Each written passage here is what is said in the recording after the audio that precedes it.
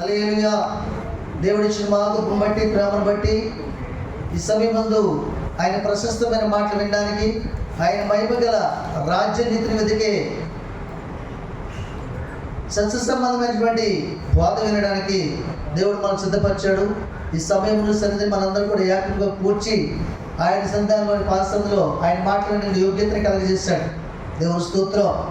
దేవుని సన్నిధికి వెళ్ళాలన్నా, దేవుని మాటలు వినాలన్నా యోగం ఉండాలి, యోగ్యత ఉండాలి. ఎంతో మంది ఎన్నో ప్లాన్ చేసుకుంటారు. ఈ వారం దేవుని సన్నిధిలో గడపాలి, దేవుని సన్నిధిలో ఆనందించాలి. కానీ వారికి ఏదో బలమైన ఆటంకం వచ్చి దేవుని సన్నిధిని దూరపరుస్తుంటారు. ఆ యోగ్యత ఎవరు కలిగించాలి? మనకి దేవుడే కలిగించి. దేవుడు కలిగించాలని మనం ఏం చేయాలి? ఆదివారం నుంచి ఆదివారం ప్రార్థన చేయాలి. సమయం కోసం ప్రభువా వచ్చే ఆదివారం వరకు నన్ను కాచి దాచి కాపాడి వల్ల నీ సన్నిధిలో ఆనందించే భాగ్యం నాకు దయచేస్తాను ప్రభు. వారం అంతా ప్రార్థన చేసినప్పుడు తప్పక కార్యము జరుగుతుంది. ఎడతెగకి మంట ఎడుతుంటే ఏమవుతుందమ్మా? వంట అవుతుంది అవుదా? ఎడతెగకి మంట ఎడుతుంటే వంట అవుతుంది అవుదా? అవుతుంది. అలాగే ఎడతెగక రోజు ప్రార్థన చేస్తున్న ఆరాధన కోసం ఆ సమయాన్ని తీవ్రాన్ని కూడా దేవుడే నీకు సిద్ధపరుస్తాడు. కావాల్సిన సంస్థను సిద్ధపరుస్తాడు. అడ్డులు ఆటంగా దూరపరుస్తాడు. బంధువులను రాకుండా వెనక దింపు పక్షులను పంపిస్తుంటాడు. మనం దేవుని స్తోత్రం. హల్లెలూయా. కనుక దేవుని స్థితిలో ఆనందించడానికి, ఆయన నామాన్ని మహిమపరచడానికి యోగం ఉండాలి, యోగ్యత ఉండాలి. గత వారంలో మనం మాట్లాడుకున్న ఆ యొక్క మొదటి భాగం ఏంటంటే, మరి యాకోబు మోసగాడ మంచివాడ. యాకోబు మోసగాడ మంచివాడ అనే అంశాన్ని మనం చూసుకున్నాం. రెండు విషయాల్లో అతను మోసగాడు కాదు, మంచివాడు, యథార్థపడని తెలుసుకున్నాం. ఏ విషయంలో? మొట్టమొదటిగా జ్యేష్ఠత విషయంలో అతను మోసగించలేదు. కానీ ఏషావు అమ్మివేత్తేనే దాన్ని కొనుక్కుని దాన్ని సంపాదించుకుని ఒక అగ్రిమెంట్ ద్వారా జ్యేష్ఠత్వాన్ని కొనుక్కున్నాడు. ఒక ఒప్పందం ద్వారా తెలుసుకున్నాం. ఏమండి? రెండవదిగా మరి తండ్రిని మోసగించాడు ఆశీర్వాదం విషయంలో. ఆహారం తీసుకెళ్ళి అని తండ్రిని కూడా మోసగించడనే పదం లోకంలో వినపడుతుంది. ప్రపంచ క్రైస్తవుల్లో గుడ్డిగా విషయం నమ్ముతున్నారు. ఏమని?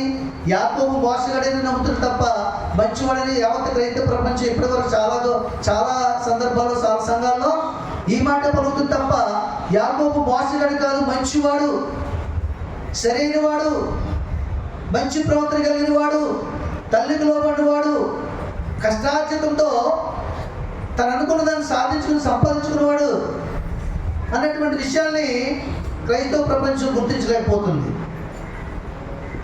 పిల్లరా, మరి ఇంకో విషయాన్ని కూడా మనం ప్రపంచంలో వింటున్నాం. ముగ్గురు వ్యక్తులు మోసగించినట్టుగా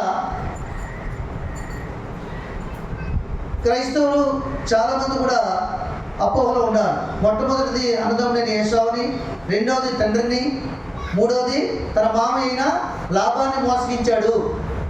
ఆస్తి విషయంలో మోసకరంగా కొలువు చేసి ఆస్తి సంపాదించుకున్నాడు, తన కుమార్తెల్ని చేతపట్టుకున్నాడు అని ఒక మాటను మనం క్రైస్తవ సమాజంలో మనం వింటుంటాం. ఇది సత్యమని ఇప్పటివరకు నమ్మం కదా. కానీ ఈరోజు అయితే గత వారంలో ఇది సత్యము కాదని తెలుసుకున్నాం. ఈ వారం ఇంకా ఇది సత్యము కాదు, అసత్యం అని క్షుణ్ణంగా తెలుసుకోవడానికి ఇష్టపడుతున్నాం. దేవుడు కూడా మనతో మాట్లాడి సత్యాన్ని తెలియజేయడానికి ఆయన ఎంతో ఇష్టపడుతున్నాడు. దేవుని స్తోత్రం. హల్లెలూయా. కనుక కొన్ని విషయాలు నేను ముందు ఉంచాలనుకుంటున్నాను. చూడండి, ఇక్కడ ఆదికాండము 27వ అధ్యాయం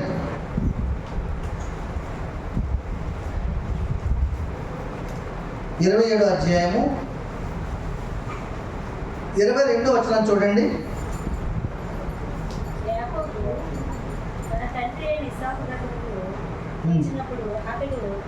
యాకోబు తన తండ్రి అయిన ఇస్సాకు దగ్గరకు వచ్చినప్పుడు అతడు అతన్ని తడుగు చూసి, స్వరము యాకోబు స్వరము గాని చేతులు ఏసావు చేతులే అని.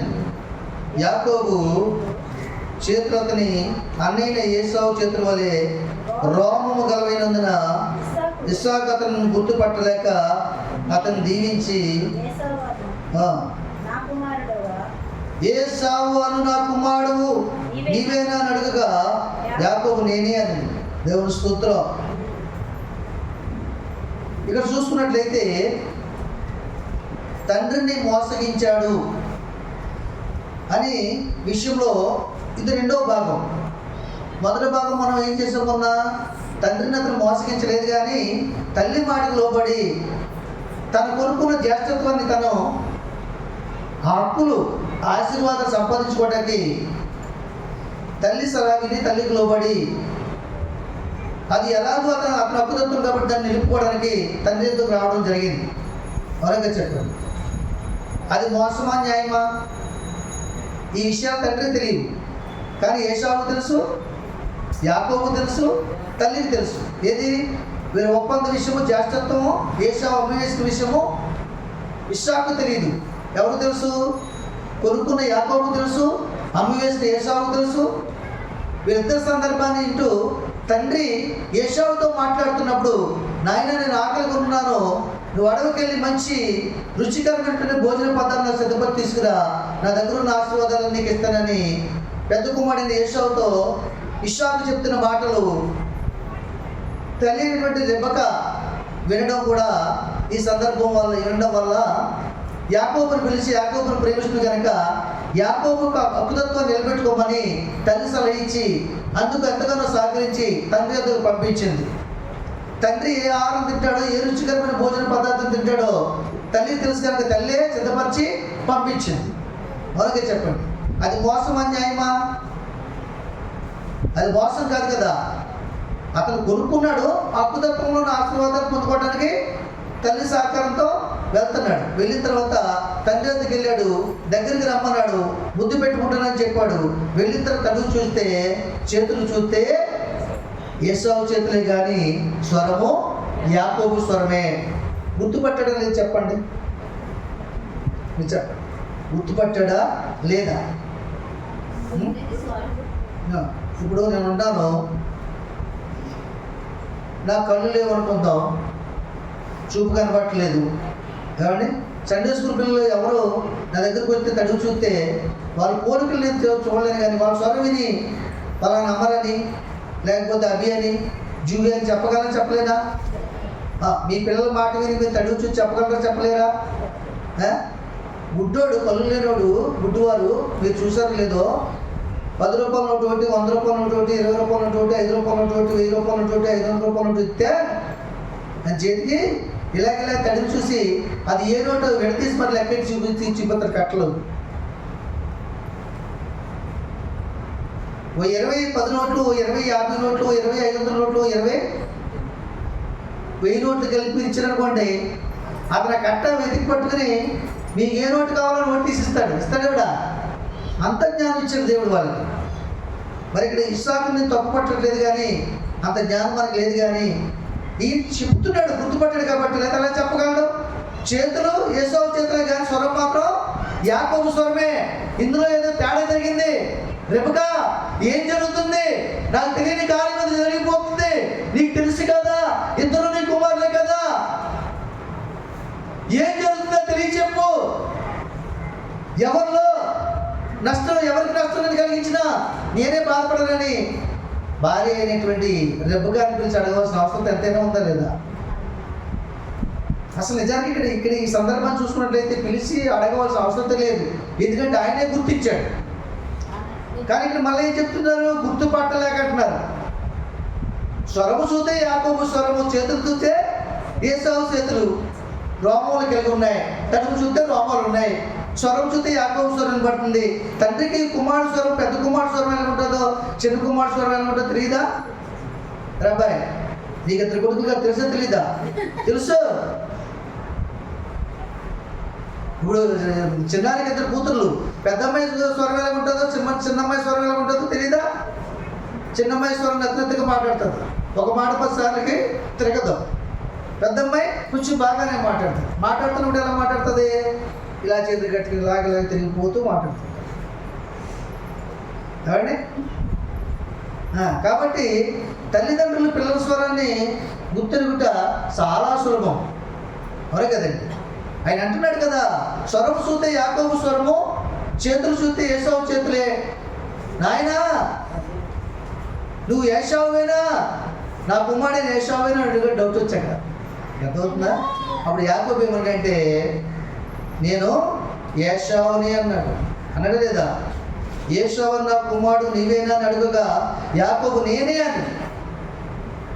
సరే, యాకోబు ఏమన్నాడు?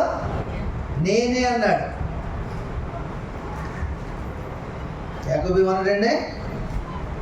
నేనే అన్నాడు. దీనికి కారణం ఉంది, లాస్ట్లో తెలియజేస్తాను మీకు. నేనే అన్న మాట తనకు తానుగా అనలేదు, దేవుడు పలికించాడు. తల్లి ప్రోత్సాహం అతను ఆ మాటని పలికించింది. నేనే అన్నప్పుడు తల్లిగా ఏం చేసినవాడు అవుతాడు? మరి నేనేం చెప్పాను రా, ఎంత ప్రయాసపడ్డాను రా, ఎంత రుచిగల భోజనం సిద్ధపరిచాను, ఇందుకేనా నీ కొరకు ప్రయాసపడ్డాను. తల్లి దుఃఖపడదా? పడుతుంది. కాబట్టి అటు దేవుని పక్షంగా, ఇటు అన్నయ్య దగ్గర కొనుక్కున్నటువంటి జ్యేష్ఠత్వ హక్కు తన సొమ్మును తను సంపాదించుకోవడానికి, హక్కుతత్వాన్ని సంపాదించుకోవడానికి ఆ విధముగా తండ్రి దగ్గరికి వచ్చి నేనే అని చెప్పగా తప్పలేదు. దేవుని స్తోత్రం, హల్లెలూయా. దేవుడు కూడా చాలాసార్లు నేను తప్ప వేరొక దేవుడు లేడు, భూమి మీదనే కానీ, ఆకాశం పైనే కానీ, భూమి కింద నీళ్ళ కిందనే కానీ, మధ్యాకాశంలోగా నేనే దేవుడును అని ఎందుకు చెప్పాడు? ఆయనే కాబట్టి, ఆయనే దేవుడు కాబట్టి, ఆయనే సర్వాధికారి కాబట్టి. ఇక్కడ కూడా యాకోబు దేవునితో యాకోబును పోల్చట్లేదు, కానీ నేనే అది ఎందుకంటే ఆశీర్వాదం హక్కుతత్వాన్ని సంపాదించుకుని వచ్చాడు, మామూలుగా రాలేదు. అవునుగా చెప్పండి.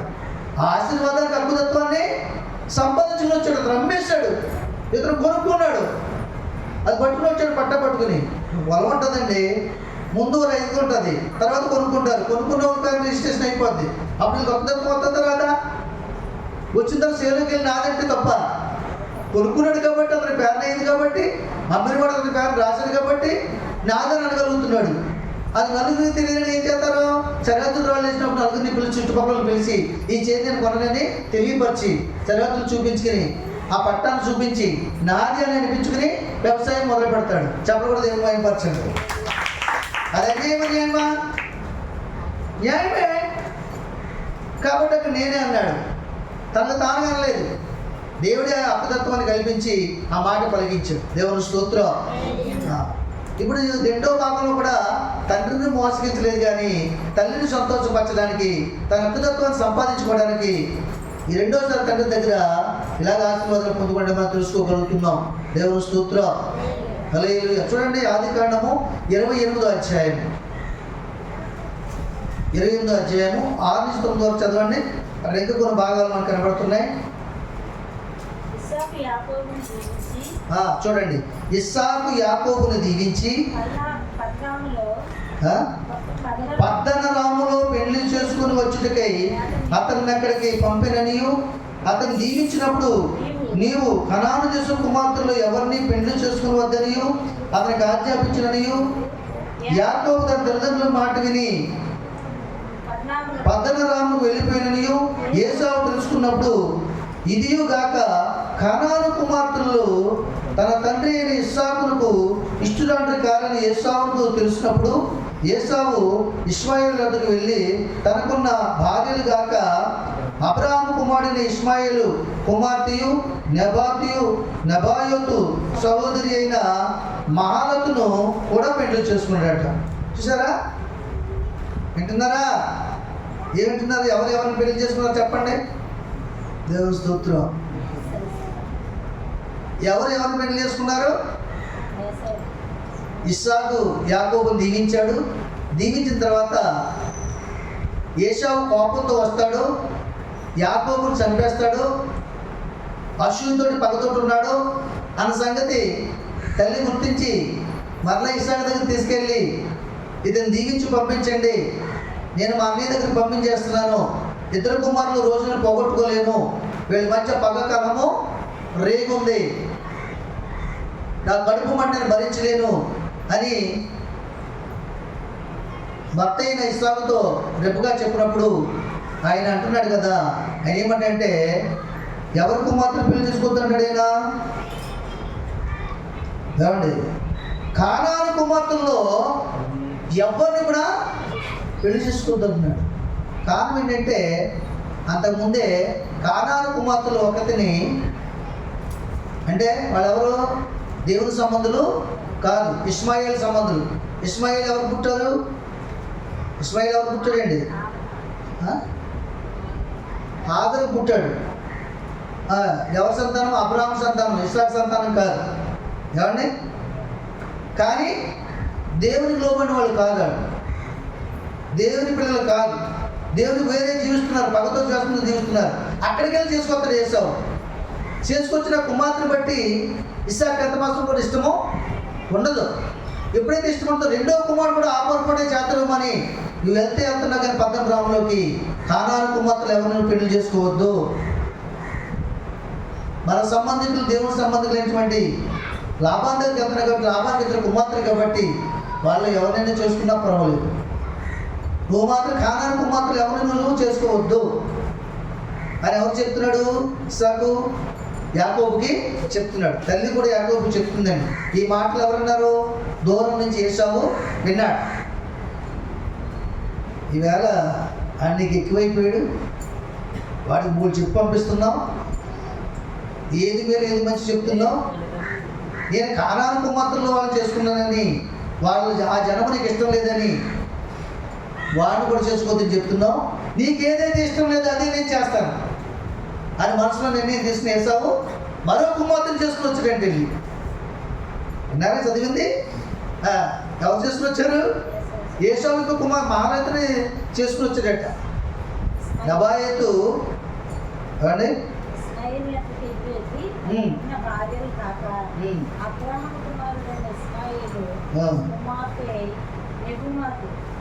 చూసారా? ఏసావు ఇష్మాయేలు వద్దకు వెళ్ళి తనకున్న భార్యలు కాక, అంటే ఒక ఆమెను కాదు, 2-3 చేసుకున్నాడు అప్పటికే కానాను కుమార్తెలు. భార్యలు కాక అబ్రాహాము కుమారుడైన ఇష్మాయేలు కుమార్తెయు నబాయోతు సహోదరి అయిన మహాలతును కూడా పెళ్లి చేసుకున్నాడట. చూసారా? అంటే ఇంక అక్కడి నుంచి ఏమైపోయాడు? తండ్రి ఏదైతే చెప్తున్నాడో దానికి విరోధంగా ప్రవర్తిస్తున్నాడండి. కారణం ఏంటి? అసూయ, పగ, ద్వేషం బయలుదేరింది. ఎందుకు బయలుదేరింది? తానేంటో తన పరిశీలన చేసుకోవట్లేదు కనుక. జ్యేష్ఠత్వ భక్తిని అమ్మేసిన ఆటంతోటి చాలామంది దేవుని మీద కూడా ఇలాగ తిరుగుబాటు చేస్తారు. దేవుడు నాకు ఏమీ చేయలేదు, ఎప్పుడు కూడా బాధలే, ఎప్పుడు ఇరుకులే, ఇబ్బందులే. వాళ్ళు ఏం చేస్తున్నారు? వాడు పరిశీలన చేసుకోవాలి. నిజానికి ఏసావు, నేను ఆకలితో వచ్చినప్పుడు ఆ కూరను చూసి ఆశించాను, అది నాకు ఇచ్చివేమని చెప్పాను, నీ జ్యేష్ఠతో నాకు అమ్మేస్తామని అడిగాడు యాకోబు. నేను అమ్మేశాక ఈ ఆశీర్వాదం నేను వారసుని ఎలాగవుతాను? తనే అవుతాడు కదా, దానివల్ల నేను పప్పుకోవడానికి పని ఏముంది? నేనే నిరాకరించాను కదా. జ్యేష్ఠత్వాన్ని ఎవరు నిరాకరించారు? అతనే నిరాకరించాడు, అవునే కదా. దాన్ని బట్టి వీళ్ళ మీద నేను పంపించుకోవడం ఎందుకు? నా తండ్రి తప్పు కూడా లేదు, నా స్థానంలో తండ్రి లేడు కాబట్టి, తన అప్పును పొందుకోడు కాబట్టి, తను అనుకుని తన్నే నేను అనుకుని నా తండ్రి ఆశీర్వదించాడు. ఇప్పటికైనా న్యాయం తెలుసును బతుకుదాం, నీతిగా బతుకుదాం అనుకున్నాడా? అనుకోలేదు. ఇప్పుడు కూడా రెండోసారి కూడా, ఇంతకుముందు కొంతమంది భార్యలు చేసుకుని తండ్రిని బాధ పెట్టాడు, ఇప్పుడు కూడా మరొక కుమార్తెను చేసుకుని వచ్చి తండ్రిని బాధపడుతున్నాడు. క్రైస్తవ జీవితంలో కూడా నీ తండ్రి అయినటువంటి దేవుణ్ణి, నీ సేవకుణ్ణి, తల్లి అనగా సంఘము, తండ్రి అనగా యేసయ్య, మనం తిరుగుబాటు చేసి దేవుడు ఏదైతే చెప్తున్నాడో అది చేయకుండా మన ఇష్టాన్ని నెరవేర్చుకోవడానికి, మన ఇష్ట ప్రకారం జీవించడానికి ప్రయత్నాలు చేస్తున్నామేమో. దానివల్ల మనకే నష్టం. దేవుని స్తోత్రం, హల్లెలూయా. ఇక్కడ ఏసావు చేస్తుందంటే ఇంత జరిగినా కానీ ఇతనికి ఏం లేదు, ఆత్మ పరిశీలన లేదు. అసలు యాకోబుకి ఎందుకు ఇచ్చేసాను? అసలు ఎందుకు అమ్ముకున్నాను నేను? అవకాశం కల్పించింది ఎవరు? అవకాశం ఇచ్చింది ఎవరు? నేనే కదా. ఏమండి అని అనుకుంటున్నాడా? అనుకోవట్లేదు. కారణం ఏంటంటే మనసులో ఏముందంటే మంచి లేదు, చెడు అంతా నింపబడిపోయింది. మన జనులు అంటారు కదా, పచ్చగా ఉన్నోడికి లోకం అంతా పచ్చగానే కనబడుతుందని. చెడిపోయిన మనసు కలిగిన వారికి, చెడు బుద్ధులు కలిగిన వారికి మంచివారు కూడా చెడుగానే కనబడతారు, మేలు చేయవారు కూడా కీడు చేసేవారు కనబడతారు. అనగా చెప్పండి, ఓ దొంగోడికి దొంగ బుద్ధులు తప్ప మంచి బుద్ధులు ఉండవండి. వాడు ప్రతి ఒక్కరిని దొంగడుగా చూస్తాడు, ప్రతి చెట్టుని కూడా ఆశిస్తాడు, ప్రతి ఇంటిని కూడా ఆశిస్తాడు. వెళ్ళ ఎవరైనా పాపం అప్పు చప్పు చేతులు బంగారు వేసినట్టుకో దాన్ని ఎక్కడ కొట్టేద్దామని చూస్తాడు. వాడు వృత్తి అందులో నిమగ్నం అయిపోయినాడు, అందులో నింపబడిపోయినాడు. ఏ విధంగా చేతనైనా సరే దాన్ని సంపాదించుకోవాలని ప్రయత్నాలు చేసి పట్టుబడిపోయి నలుగురు చేత ముద్రేయించుకొని పోలీస్ స్టేషన్ పోయి జైల్లో పడి మగ్గిపోతున్న దొంగలు చాలామంది ఉన్నారు. వాళ్ళు మారు మనసు రావాలని ప్రవర్తన మార్గం జైలు జైలు వేసి శిక్ష తీస్తారు. కనుక కొంతకి బయటకు వచ్చేప్పుడు మళ్ళీ మామూలే ఆత్మ పరిశీలన లేక. దేవుని స్తోత్రం, హల్లెలూయా. కనుక దేవుని ప్రియమైన సంగమా, అలాగే వారు చెప్పినట్టంట. అప్పుడు ఏం చేసి వేసావు, మరీ రెచ్చిపోయి వీళ్ళు ఇంకా బాగా గురి చేయాలని తండ్రికి ఎవరైతే ఇష్టం లేదో వాళ్ళని తీసుకొచ్చి పెళ్లి చేసుకున్నాడు. మరి యాకోబు ఏం చేశాడు చూడండి, 7వ వచనం చూడండి. యాకోబు తన తల్లిదండ్రుల మాట విని పద్దనరాముకు వెళ్ళిపోయిననియు ఏసావు తెలుసుకున్నప్పుడు, ఇదియుగాక కానాను కుమార్తె తన తండ్రి అయిన ఇస్సాకుకు ఇష్టురాడు కారని ఏసావు తెలుసుకుని, ఏసావు ఇశ్మాయేలు నొద్దకు వెళ్ళి తనకున్న భార్యలు గాక అబ్రాహాము కుమారుడైన ఇష్మాయేలు కుమార్తెయు నబాయోతు సోదరుడైన మహలతును కూడా పెళ్లి చేసుకున్నాను. యాకోబు బెహెర్బా నుండి బయలుదేరి హారాను వైపు వెలుచు ఒక చోట చేరి పొద్దుగుంకినందున అక్కడ రాత్రి నిలిచిపోయి ఆ చోటి రాళ్ళలో ఒకటి తీసుకుని తన తలగడిగా తీసుకుని అక్కడ పండుకును. దేవునికి మహిమ కలుగుగా. చూసారా, యాకోబు ఏం చేశాడు, తల్లిదండ్రులు చెప్పినట్టుగానే మాట విని పద్దనరాముకు బయలుదేరి వెళ్ళిపోయాడు. దేవుడు బెహెర్బా నుండి బయలుదేరి వెళ్ళిపోయాడు. ఇంకా వెళ్ళిపోయిన తర్వాత జరిగిన సందర్భాలు మీకు చెప్తాను. చూడండి, అక్కడ ఆదికాండము 30వ అధ్యాయం చూడండి. ఆదికాండము 30వ అధ్యాయం 32, 33 వచనాలు చూడండి. 32, 33 వచనాలు.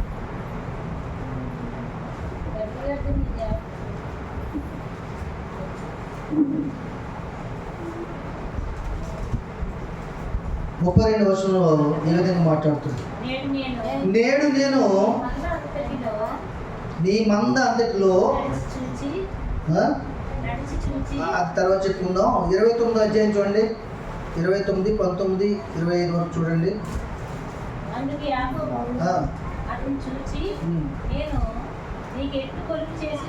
చూసారా,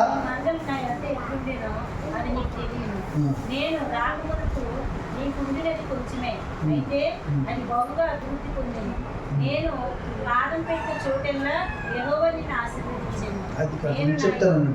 29, 18 చదవండి. యాకోబు రాహేలును ప్రేమించి నీ చిన్న కుమార్తె రాహేలు కోసము నీకు 7 సంవత్సరములు కొలువు చేసేది నన్ను. అందుకు లాబాను ఆమెను అన్యునికి ఇచ్చుట కంటే నీకు ఇచ్చుట మేలు, నా యొద్ద ఉండుమని చెప్పగా యాకోబు రాహేలు కోసము 7 సంవత్సరములు కొలువు చేసును. అయినను అతడు ఆమెను ప్రేమించడం వలన అవి అతని కొద్ది దినములుగా తోచాను.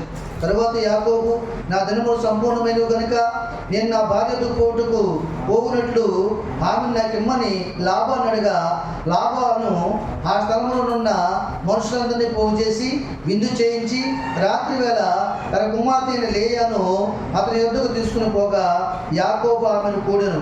మరియు లాబాను తన దాసి అయిన జిల్పాను తన కుమార్తె అయిన లేయాకు దాసిగా ఇచ్చాను. ఉదయం ముందు ఆమెను లేయా అని ఎరిగి అతడు లాబానుతో, నీవు నాకు చేసినది ఏమి పని? రాహేలు కోసమే కదా నేను కొలువు చేసేదని, ఎందుకు నన్ను మోసపుచ్చదు అని. అందుకు లాబాను, పెద్దదానికంటే ముందుగా చిన్నదాన్ని ఇచ్చుట మా దేశ మర్యాద కాదు అని సమర్థించుకున్నాడు. దేవుని స్తోత్రం. చూడండి, ఈ సందర్భం చూసుకున్నట్లయితే ఇది ఎవరి మధ్య జరుగుతుంది?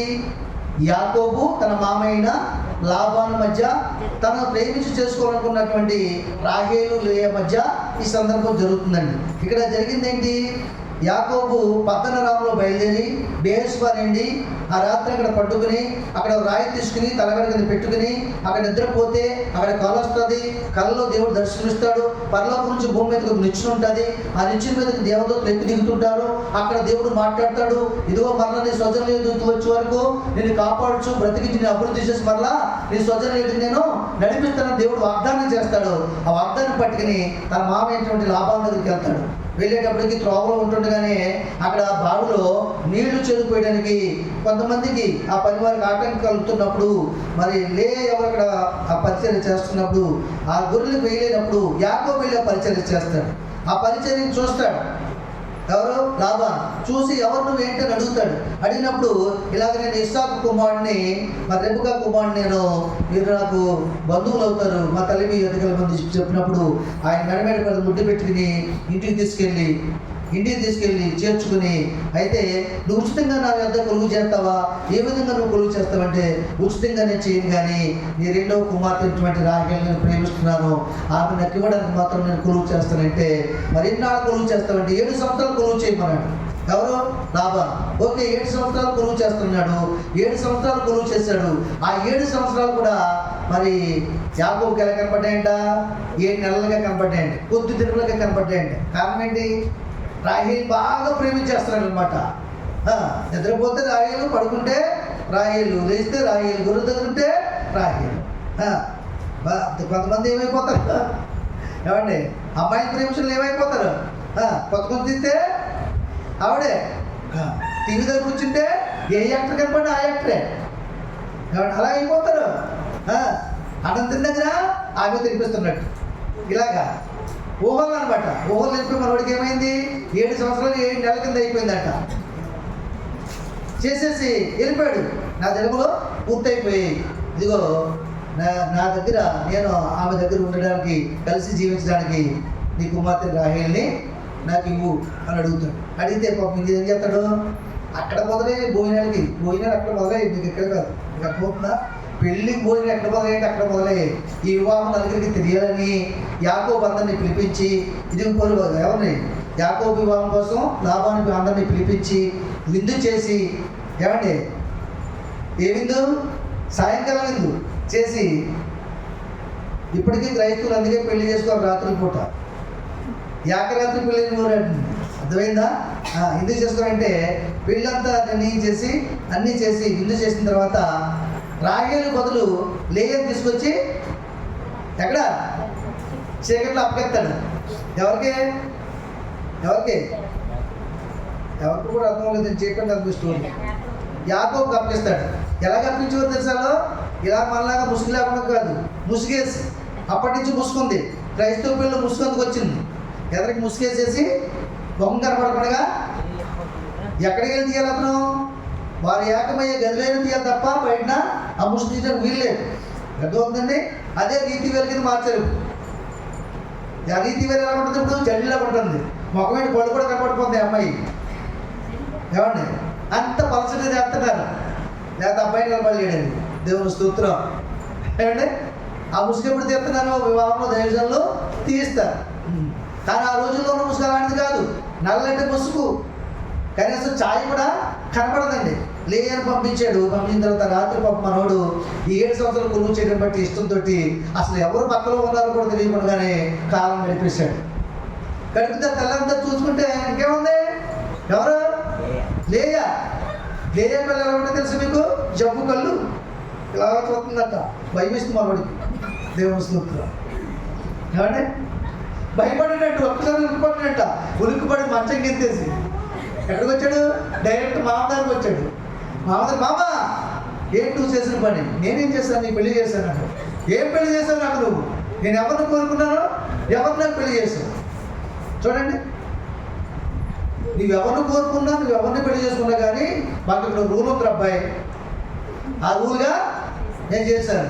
మా ఇళ్ళల్లో, మా వంశంలో ముందుగా పెద్ద కుమార్తెకి చేతిని, కానీ రెండో కుమార్తెకి వివాహము ఎంత సులువుగా తప్పించుకున్నాడండి. ఇప్పుడు చెప్పండి, యాకోబు తన మామను మోసగించాడా? జబ్బు గల కుమార్తెని అంటించి యాకోబుని ఎవరు? లాబాను మోసగించాడా? మరి క్రైస్తవ ప్రజలందరూ, క్రైస్తవ సమాజం ఏమంటారు? మామను కూడా మోసగించాడంటారు. ఇప్పుడు చెప్పండి, మామ యాకోబును మోసగించాడా? నమ్మకంగా పనిచేశాడు, పలుమార్లు జీతం మార్చేశాడు. అయినా సరే ఎలా మార్చాడు అనుకున్నారు జీతం? లోపల ఎలా మారుతారు జీతం? ఈ నెల 3,000 ఇచ్చినటువంటి వచ్చే నెల 3,200 ఇస్తారు, పెంచుతారు. అవునా? ఆయన జీతం అలా కాదు. ఈ నెలలో 3,000 ఇస్తే వచ్చే నెలలో 2,500. పై నెలలో 2200, అంతకు ముందు నెలలో 2000. అలా 100 తీసుకొచ్చాడు జీతం. అన్ని మార్లు మార్చినా సరే మనవాడికి ఎవరిష్టం? రాయలు ఇష్టం అనమాట. జీతం లేకపోయినా పర్లేదు, రాయలే నా జీతం అనుకున్నాడు. అవునా? అనుకుని అలా చేశాడు పాపం. ఆఖరికి నమ్మిన మామ చేత యాకోబు మోసగిన పడ్డాడు, కానీ యాకోబు ద్వారా లాభాను మోసగిన పడలేదు. యాకోబు వెళ్ళడం వల్ల లాభానికి అంతా మేలు జరిగింది. తన పట్టుకున్న ప్రతి గొర్రెని దీవించాడు దేవుడు. తను అడుగుపెట్టిన ప్రతి స్థలాన్ని దీవించాడు దేవుడు. గొర్రెల మందని ఎక్కువ చేశాడు. లాభాన్ని ఆస్తి ఎక్కువైంది, రెట్టింపు అయిపోయింది. ఏమండి ఇప్పుడు చెప్పండి, యాకోబు యథార్థంగా పనిచేసాడా లేదా? నమ్మకంగా పనిచేసాడా లేదా?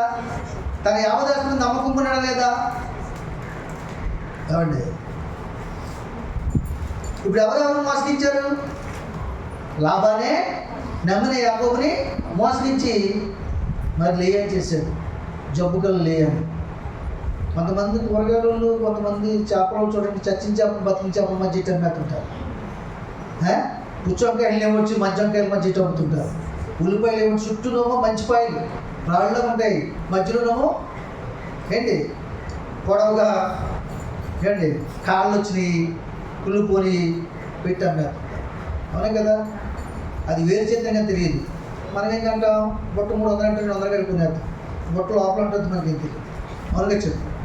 అలాగే ఏంటంటే ఈ నల్ల బంగారాన్ని దుచ్చుకోవడానికి తెల్ల బంగారాన్ని అరేసి ఏం చేశాడు? బతుకు మాతకు పెళ్ళి చేసేసాడు. అప్పటి నుంచి ఇప్పటి వరకు, ఇంకెప్పటి వరకైనా సరే భూప్రపంచం ఉన్నంత వరకు పెద్ద అమ్మాయికి చేతులు కానీ రెండో అమ్మాయికి చేయరు. ఇప్పుడు అదేం అట్లేదులేండి. పెద్ద అమ్మాయికి చేయకుండా మాట్లాడుకుని కానీ రెండో అమ్మాయికి ఒకటి తీసుకుని వచ్చేస్తుంది. దేవుని స్తోత్రం. అవునే కదండి. మరి యుగం మారిపోయింది, ఫ్యాషన్ అయిపోయింది. ఆ పెద్దోడికి ఇంకా పెళ్లి మాట ఎత్తుకున్నారు. రెండో వాడు ఏం చేస్తాడు? ఇంకో అమ్మాయి చేసిన దగ్గర కాపురం ఉండి పెళ్ళని కానీ ముగ్గురు కలిసి వస్తున్నారు. దేవుని స్తోత్రం. అప్పుడు ఎక్కి ఏం చేస్తారు? వీళ్ళు మనం ఎత్తుకుని ముద్దులాడతారు. పెద్దనాన్ని కూడా ముద్దులాడతారు పెద్దోడు. దేవుని స్తోత్రం. అంతే కదా? మరి చేసేది ఏమన్నా అలాంటి పరిస్థితి వచ్చింది. అయితే రూల్ మాత్రం ఏంటంటే పెద్దవారి వివాహం జరపలేదు, చిన్నవారికి వివాహము చేయకూడదు. అది అందుకు మేము చెప్తున్నారు. తర్వాత వాళ్ళ కష్టాలు వాళ్ళు అయిపోతున్నారు. 3 నెలల తర్వాత మళ్ళీ బొగ్గులు అయిపోతున్నారు. ఎలా అయిపోతారు? తెల్ల జీవితం నల్లగైపోయి యుద్ధాలు, పోరాటాలు, విడిపోవడాలు. ఈ పిల్ల నాకొద్దు, ఈ పిల్ల నీకొద్దు. ఇద్దరు కలిపి ప్రేమించి పెళ్లి చేసుకుని పిల్లల్ని కానీ ఆ పిల్లల్ని కూడా చెదరించుకుని అనాథాశ్రమంలో పడేసో ఎక్కడో పడేసుకోపోయినటువంటి వాళ్ళు కూడా పరిస్థితులు మారిపోయి. దేవుని స్తోత్రం. హల్లెలూయా. ఇప్పుడు మాట్లాడుకుందాం. మరి ఎవరు మోసగించారు? మరి యాకోబుని లాభానే. అంటే ఈ ముగ్గురు జీవితాల్లో కూడా అటు ఈ తండ్రి అయినటువంటి ఇస్సాకుని కానీ, ఇటు అన్నయ్య అయినటువంటి ఏసావుని కానీ, ఇటు మామయ్య లాభాన్ని కానీ యాకోబు ఎక్కడ మోసగించలేదు. పద్ధతి ప్రకారం పనిచేశాడు. తన హక్కుతత్వం నిలబెట్టుకున్నాడు. క్రమంగా జీవించాడు. ఎవరిని మోసగించలేదు. కానీ అతను మామ చేత మోసగించబడ్డాడు. మరలా తన ఇష్టాన్ని చంపుకోలేక మరొక 7 ఏళ్ళు కులువు చేస్తాను, రాహిల్ నాకు ఇచ్చి పెళ్లి చేయని మళ్ళీ ఒప్పందం పడి మరొక 7 ఏళ్ళు కులువు చేశాడు. ఈ 7 ఏళ్ళలో కూడా 10 మార్లు 3 మార్లు జీతం మార్చేశాడు. ఆ తర్వాత జరిగిన సందర్భం ఏంటో, యాకోబుని ఎలా దేవుడు గొప్పవాడు చేశాడో. అసలు లాభాంతరులకు ఆస్తిని తీసుకుని మోసగించి యాకోబు అభివృద్ధి అయ్యాడా? తనకు తానుగానే దేవుని మీద ఆధారపడి అభివృద్ధి అయ్యాడా అనే విషయాన్ని కూడా మీకు చూపిస్తాను. ఆస్తి విషయంలో మోసం చేసినట్టారు చాలామంది.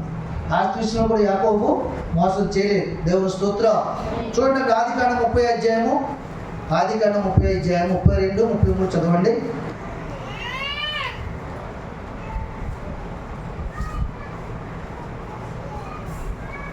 ఆదికాండం 30 అధ్యాయం 32, 33 చూడండి. ఇక్కడ ఇంకా పైన చూసుకున్నట్లు 30 చూసుకున్నట్లయితే, నేడు నేను నీ మంద అంతటిలో నడిచి చూచి పొడలైనను మచ్చలైనను గల ప్రతి గొర్రెను, గొర్రె పిల్లలో నల్లని ప్రతిదాన్ని, మేకల్లో మచ్చలైనను పొడలైన గల వాటిని వేరుపరచుదును. అట్టివి నాకు జీతమగును. ఇక మీదట నాకు రావాల్సిన జీతమును గురించి నీవు చూడవచ్చినప్పుడు నా న్యాయ ప్రవర్తనే నాకు సాక్ష్యమగును. మేకల్లో పడలైనను మచ్చలైనను లేనివన్నీయు, గొర్రె పిల్లల్లో నలుపు లేనివన్నీయు నా ఎదురున్న ఎడల నేను దొంగతినని చెప్పవచ్చును. అందుకు లాభాలు మంచిది, నీ మాట చెప్పునే కానీ మన్నాను. ఆ దినమున లాభాలు చారైనను మచ్చలైనను గల మేకపోతులను, పొడలైనను మచ్చలైన గల పెంటి మేకలన్నింటినీ, కొంచెము తెలుపు గల ప్రతి దానిని, గొర్రె పిల్లల్లో నల్లటి వాటినన్నింటినీ వేరు చేసి తన కుమారుని చేతికి అప్పగించి తనకును యాకోబునకు మధ్య 3 దినముల ప్రయాణమంత దూరము పెట్టాను. లాబాను యొక్క మిగిలిన మందను యాకోబు మేపుచుండెను. దేవుని స్తోత్రం, హల్లెలూయా. చూసారా, ఆస్తి విషయంలో కూడా నీకు జీతం ఇవ్వాలంటే ఏం చెప్పినా మచ్చలు కలివి పొడలు కలిగినవి అవి ఇవ్వండి, నాకు చాలు, మిగతావన్నీ కూడా మీరే ఉంచుకోండి అని చెప్పాడు. అవే తీసి జీతంగా ఇచ్చాడు. వాళ్ళిద్దరూ దూరం దూరంగా 2 మందలు పెట్టుకుని, ఎంత దూరం ఉంది మందలకి ఏమండి, 3 దినముల ప్రయాణం అంత దూరం పెట్టారంట. 3 దినముల ప్రయాణం అంత దూరం అంటే 3 రోజులు నడిచాలంటే ఎక్కడికి వెళ్ళాం మనం? ఎక్కడికి వెళ్ళగలం? ఇక్కడి నుంచి విజయవాడ 3 రోజులు వెళ్ళిపోతాం నడుచుకుని, ఏమండి వెళ్ళే. ఎక్కడి వరకు వెళ్తాం? పోనీ ఏ తాడిపల్లి గుడి దగ్గర వెళ్తాం, లేదా ఏ ఊరి దగ్గర వెళ్తాం. అంత దూరం పెట్టారంట. 3 దినముల ప్రయాణం అంత దూరం. అప్పుడే కర్ల వెళ్ళి కూర్చుకోవడం, ఊరూరు నడిచేదా అది కూర్చుకోవడమే. దేవుని స్తోత్రం. అంత దూరం పెట్టినట్టు. అయితే మిగిలిన మందిని యాకోబు మేపుచుండెను. యాకోబు మరి చిన్నారు జంగిసాలు అనే చెట్ల చువ్వలు తీసుకుని ఆ చువ్వలతో తెల్లచారలు కనబడినట్లు అక్కడక్కడ వాటి తొక్కలు ఒలిచి మందలు నీళ్ళు త్రాగొచ్చినప్పుడు అవి చూడు కట్టుటకు అతడు తాను ఒలిచిన చువ్వలను మందలు త్రాగువచ్చు కాలువలను నీళ్ళలోను వాటి ఎదుటి పెట్టగా మరి వాటిని దేవుడు అభివృద్ధి చేసినట్ట. వీటిని ఆ మచ్చలు గల వాటిని, ఆ యొక్క పొడలు గల వాటిని, యాకోబు వేరు చేసినవన్నీ కూడా పిల్లల కంటే ఇక లాబాను గొర్రెలు చూడుకునే కదంట ఆ మేకలు. కానీ యాకోబు మాత్రం చూడుకునే అన్నీ మచ్చలే పుట్టాయంట. ప్రతి మేక పెట్టింది మచ్చలదే, పొడలగలదే. ప్రతి గొర్రె పెట్టింది మచ్చలదే, పొడలగలదే. ఇలాగా దేవుడు తన మందిని అభివృద్ధి చేశాడు తన కష్టాన్ని చూసి. దేవుని స్తోత్రం. అలాగూ దేవుని చేత అభివృద్ధి పొందుకున్న తర్వాత మనకి ఎప్పుడైతే అభివృద్ధి అయిపోయాడో ఇక లాభానికి అసూయ వచ్చింది. ఏమొచ్చింది? అసూయ. ఇంతకుముందు మాట్లాడలేదంట, గచ్చిరేస్తున్నాడంట, పళ్ళని చేస్తున్నాడంట, చిన్నదానికి పెద్దానికి కోపడుతున్నాడంట. నువ్వు ఎవడ వల్ల బాగుపడ్డావు అంటాడంట. ఇలా బాధపడుతున్నాడు గడిగడికి. ఎవరిని? యాకోబుని, లాభాన్ని బాధపడుతున్నాడండి. ఎవరెదురైనా కొంచెం మనం బాగున్నాం అనుకోండి, మనుషులు చూడలేరు, కళ్ళు ఏమవుతాయి, నిప్పులు అవుతాయి. ఏదో రకంగా వాళ్ళని పాడు చేయడానికి, వాళ్ళ మీద నిందేయడానికి, భక్తి చేసే వాళ్ళని చెడగొట్టడానికి ఇలా ప్రయత్నాలు చేస్తుంటారు. అవునే కదా? ఇప్పుడు ఈ సందర్భంగా కాదు, కయ్యని ఏబేలు ఉన్నారు. ఏబేలు అప్పను కయ్యని అప్పని ఏం చేశాడు దేవుడు? ఏమంటే ఎవరు అర్పణ స్వీకరించాడు? ఏబేలు అర్పణ స్వీకరించాడు, కయ్యని స్వీకరించాడు. ఏబేలుకి ఏమొచ్చింది? కోపం వచ్చింది. అంతేగాని శ్రేష్టమైంది నేను ఇవ్వలేదు, దేవునికి ఇష్టమైంది నేను ఇవ్వలేదు అనుకోలేదు. పగ పెంచుకున్నాడు, ఆకలి చంపేసింది. ఎవరిలోది పగ? చూస్తారా? ఫస్ట్ ఏమవుతుందంటే మనిషికి అసూయ వస్తుంది, తర్వాత పగ, ద్వేషం, కోపం వస్తుంది. అలాగొచ్చి అన్నదమ్ముని చంపడం జరిగింది. ఇక్కడ కూడా యాకోబు తన దగ్గర అభివృద్ధి చెందడం, దేవుడు అభివృద్ధి చేయడం, లాభానికి ఎంత మాత్రం నచ్చక అసూయ వచ్చి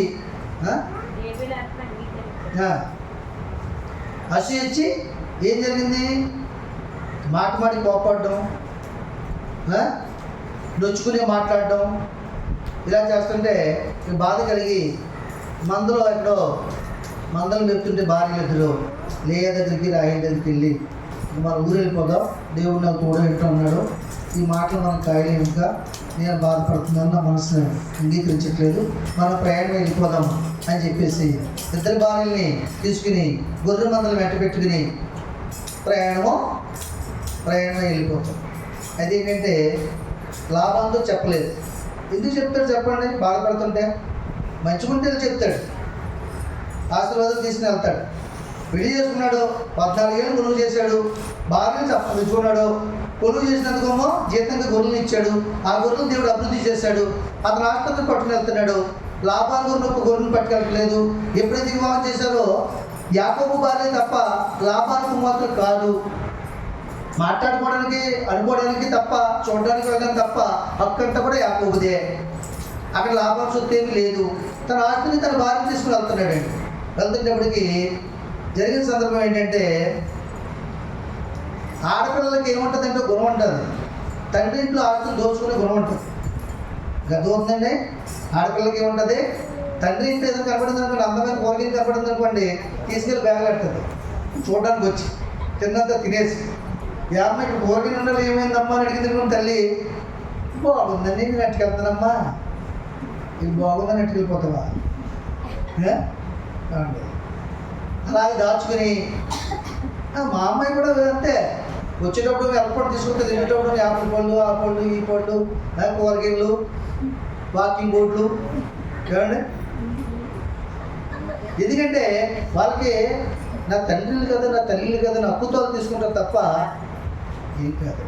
కానీ ఆ మాత్రం మనసుతో అర్థం చేసుకోకుండా రాహేల్ ఏం చేసిందంటే, బంగారం విగ్రహాలని ఇంట్లో ఉన్నట్టు తీసుకుని ఓ బుట్టలో పెట్టేసి, యాకోబు కూడా తెలియదు సంగతి, రాహేల్ కూడా తెలియదు, ఓ బుట్టలో పెట్టేసి ఆ బుట్టకి టక్కకుండా నిండిపోయింది.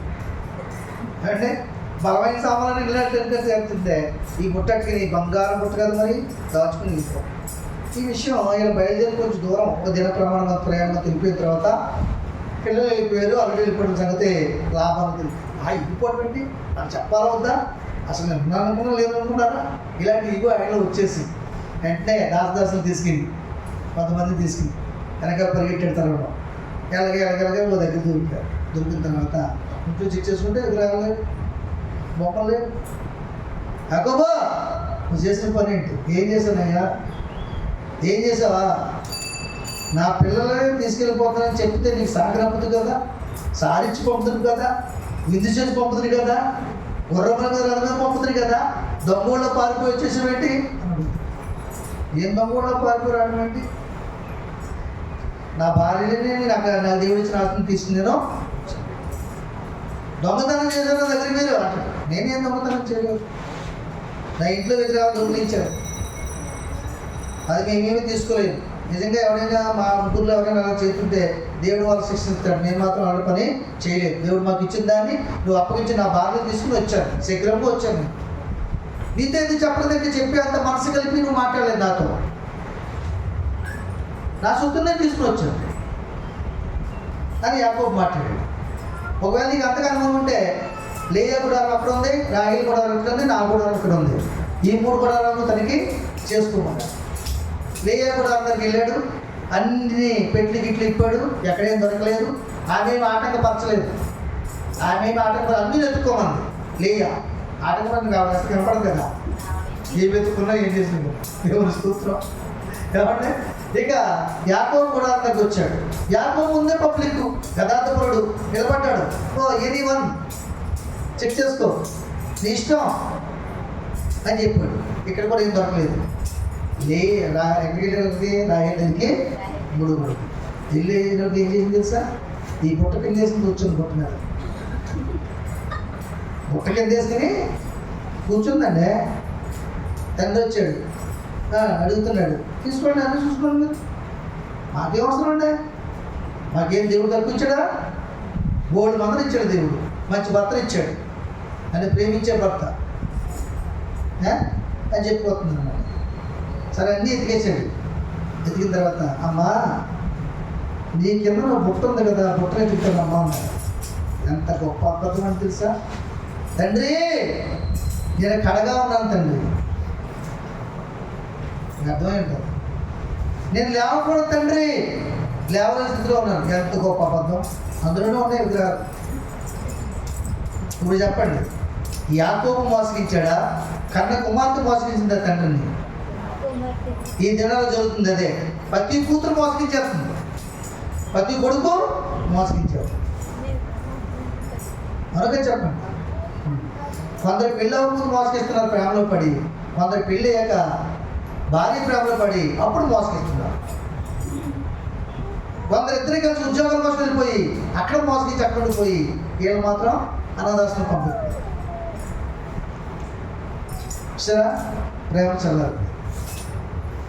ఇప్పుడు చెప్పండి, యాకోబు మోసగాడా, మంచివాడు? మంచివాడు, యథార్థపరుడు, కష్టజీవి, దేవుని మీద ఆధారపడినవాడు, వాగ్దానాన్ని దేవుని స్తోత్రం. హల్లెలూయా. చూడండి, అక్కడ ఆదికాండము 25వ అధ్యాయం 21, 23 ముగిస్తాను నేను.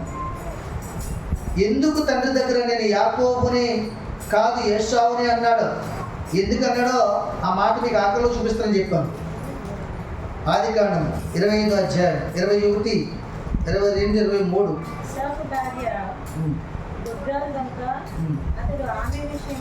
ఇస్సాకు భార్య వడ్రాలు కనుక అతడు ఆమె విషయమై యెహోవాను వేడుకొనెను. యెహోవా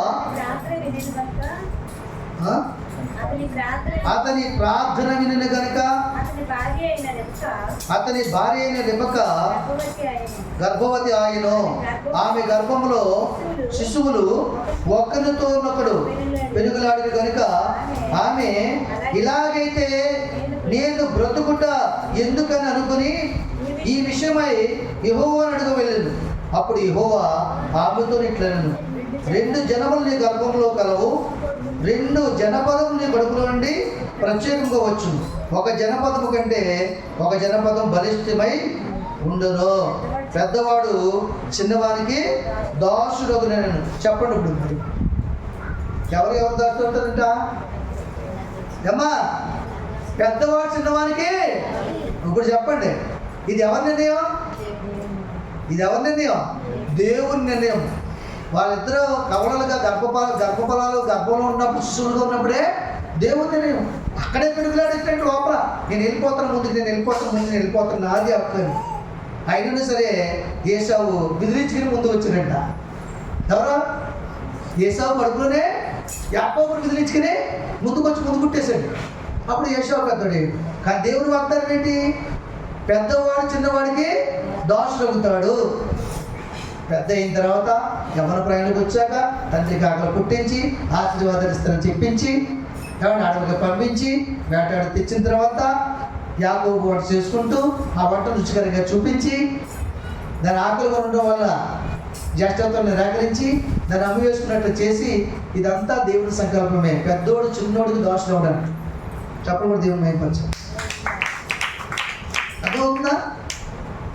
అందుకనే యాకోబు చేత ఆ మాట పలికించాడు తండ్రి దగ్గర దేవుడు. ఏమని? నా కుమారుడా యాషావు నీవేనా నువ్వు అంటే యాకోబు కుమారుడు నేనే తండ్రి, నేను యాషావుని అన్నాడు. ఆ మాట ఎవరు పలికించారు? దేవుడు పలికించాడు. ఎందుకు? ఆయన వాగ్దానాన్ని నెరవేర్చుకోవడానికి, ఆయన ఉద్దేశాన్ని సఫలం చేయడానికి. ఏమండి, తల్లి కూడా ఆ మనసు కలిగించి ఆ ప్రోత్సాహం ఎవరిచ్చారు? దేవుడే ఇచ్చాడు. తడిని చూసి చేతులు చూస్తే ఏసావు చేతులే, స్వరం యాకోబు స్వరం కనిపెట్టినప్పుడు కూడా ఆశీర్వాదాలు ఇచ్చేయాలి, నాకు ఆహారం ఇచ్చాడు కాబట్టి నేను ఇచ్చేయాలి అన్న మనసు కలిగింది కూడా నా తండ్రి అయిన దేవుడే, నీ తండ్రి అయిన దేవుడే. దేవుని చిత్తాన్ని ఎవరు తప్పించలేదు.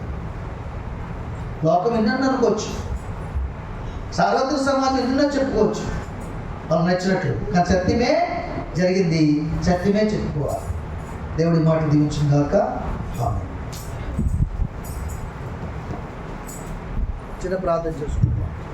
మహాపరిశుద్ధుడైన తండ్రి, ప్రేమ నమ్మకం కలిగిన ప్రభా, సర్వాధికారి ప్రభు, ఈ ఘనమైన శ్రేష్టమైన నామను బట్టి లెక్క స్తోత్రం తండ్రి.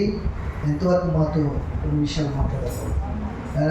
ఇంతవరకు తన ప్రభు యాకోబు మోసగాడు అనుకున్నంత మంచివాడిగా మా ముందు సత్యంతో చూపించకుండా సర్వ సమాజం సత్యం తెలుసుకునే భాగ్యం తెచ్చి మరణించిన తన ప్రభు ఆయన మోసకరమైన మనసులోనే తన ప్రభు మాలో తీసివేసి మేలు చేసిన వారు కీడి చేయడానికి ప్రయత్నం చేశాడు ఏసావు. నేను మేలు చేసినటువంటి నేను మేనల్లుడికి లాభాను మోసగించాడు తండ్రి. అట్టి మనసు మనం దూరపరచండి. మేలు చేయవారు కీడు చేసే మనసును మనం దూరపరచండి. మేలు చేయవారు కానీ ప్రభువా మేలు చేసే మనసును దయచేయండి. కీడు చేయవారు కూడా మేలు చేసే మనసును దయచేయండి. మా అక్కులతో మేము నిలబెట్టుకునే బాధ్యత దయచేయండి. ఒక పూట కొట్టి కోరుకుంటారు జ్యేష్ఠతో నమ్ముకుని ఏ షావులంటే మనసు మాలో తీసివేసి నువ్వు ఏ ఆరాధన మగిస్తున్నావో, ఏ సమయాలు మగిస్తున్నావో, ఏ సమయం మాకు గడపను ఆజ్ఞాపిస్తున్నారో ఆయా సమయాల్లో ప్రార్థనలో వాక్యంలో గడిపి ప్రార్థన చెప్తూ జీవించడానికి మమ్మల్ని ఆయత్తపరచమని బలపరచమని విన్న వాక్యాన్ని సైతాన్ని ఇక్కడ కూడా ఎవరు ఇక్కడ ఉదయం ఎత్తుకుపోతున్నారు ఆనాటి కాసిన అభివృద్ధి ఇచ్చాము ఫలింపచేయండి. నీరు కట్టి నారు కట్టినప్పుడు మీరు ఆమె గొప్ప చూసి మయంపరచుకున్నారు. యేసుకు శక్తి గల నామములో నా పర్వతం ఆమేన్.